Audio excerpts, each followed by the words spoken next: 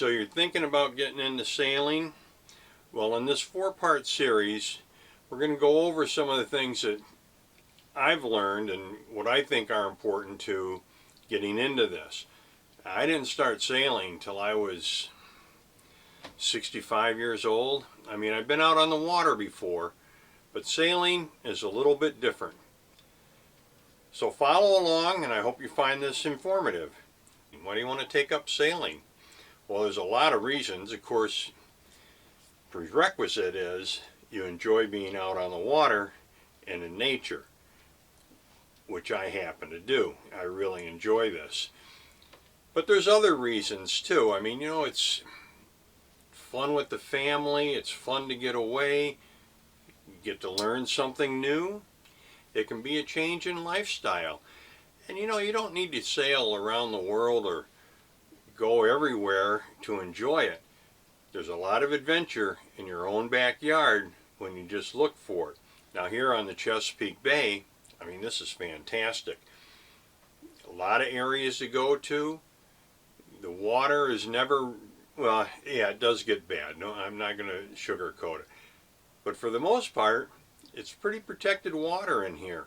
And we're close to the ocean. If you want to take an ocean jaunt, see what that's like. We're not far from the Caribbean and the Bahamas.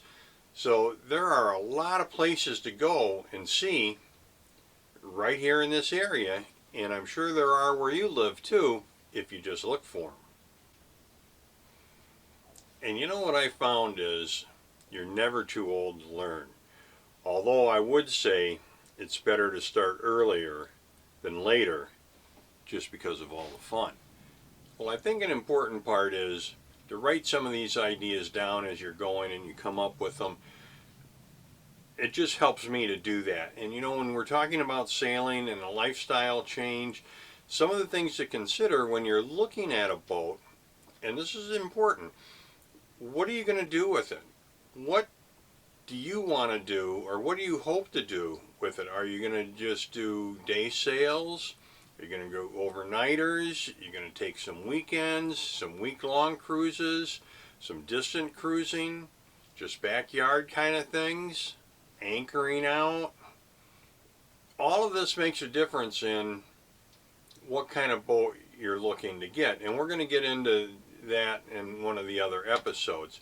But start thinking about what do you really want to do, and be realistic about it.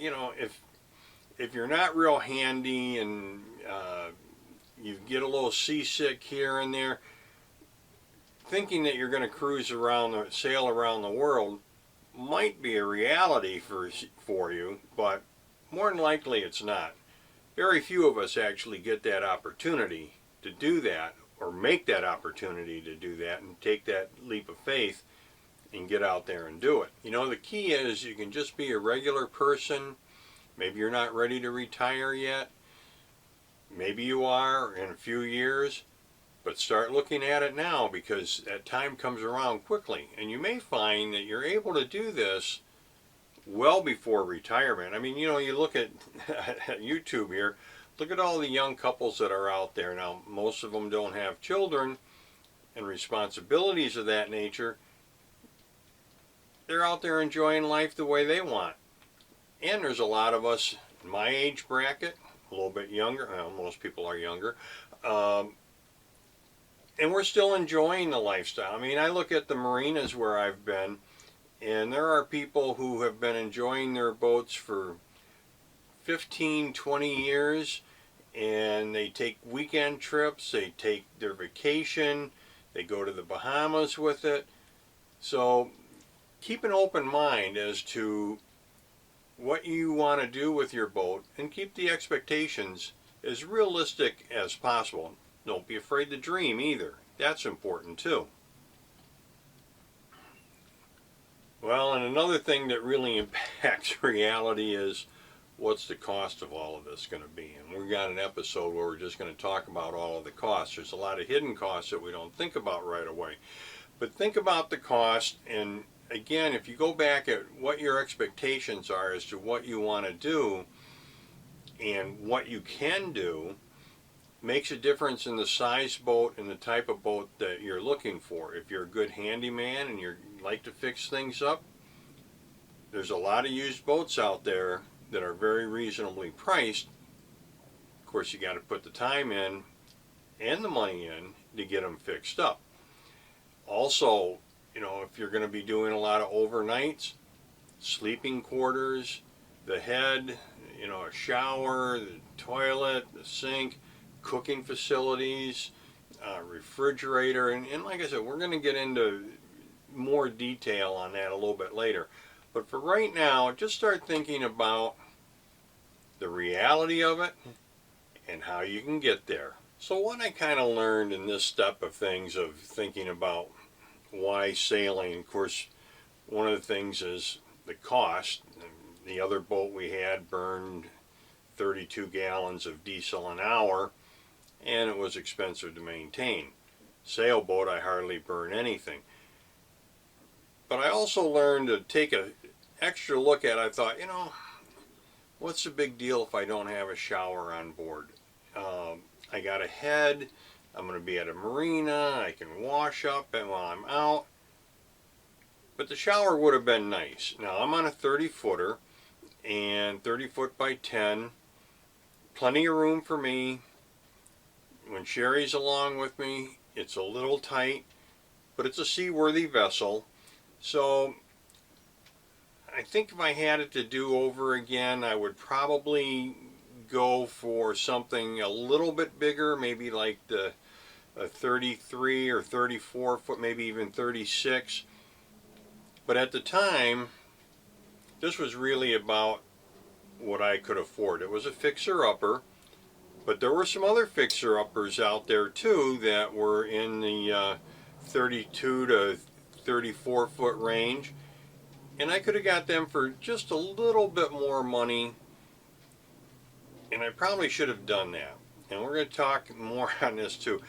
A friend of mine who is a boater and also a pilot, one time I was looking at buying an airplane. And I was thinking, well, I'm just getting into it. I'll just buy a little 152.